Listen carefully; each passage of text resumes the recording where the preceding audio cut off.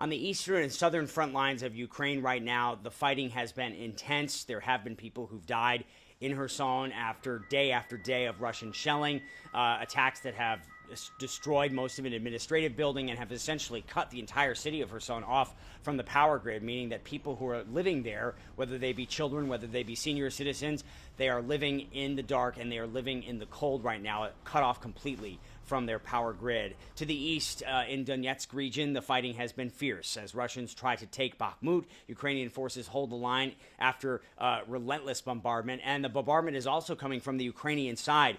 Russian-backed officials in Donetsk say that they suffered the worst attack since 2014, some 8 years. And even though CNN cannot independently verify a lot of the claims that the pro-Russian-backed government is making, what we have seen are social media videos that have emerged showing destruction, showing fires. Russians claiming that a cathedral was hit, along with residential and commercial buildings, and even an entire intersection set on fire after dozens of rockets were fired from Ukraine. This is the reality of the frontline conflict. It is draining resources, it is draining energy, and it's draining all of it at a time that the Ukrainians say they need to be looking ahead. They need to focus on what might be happening next. In an interview with The Economist, the head of Ukraine's armed forces said, without citing specific or credible intelligence, that he believes Russians are preparing some 200,000 fresh troops. And he said, this is a quote, "I have no doubt they will have another go at Kyiv."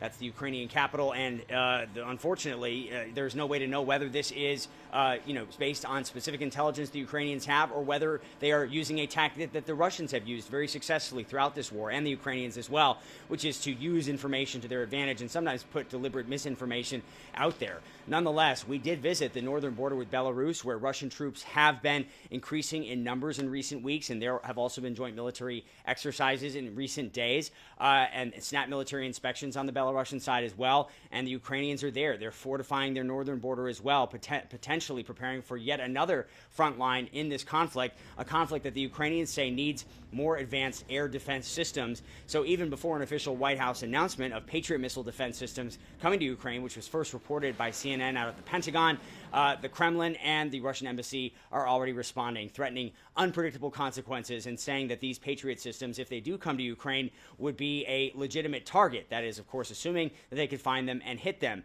Now, before Patriots can actually be deployed here, it's going to require a significant amount of training. Military experts say these systems are highly complex. They require sometimes large amounts of people working in unison to operate them effectively with little room for error. In other countries, other U.S. allied countries, when Patriots have been deployed, American forces are often there, personnel are often there to assist, but that's not going to be possible here in Ukraine. The Ukrainians are going to have to learn how to operate these systems autonomously to stave off the constant Russian bombardment that has been targeting the civilian power infrastructure, including with some weapons that currently the Ukrainians don't have the capability to defend against. The Patriot could potentially be a game changer, but there's a long way to go between now and then.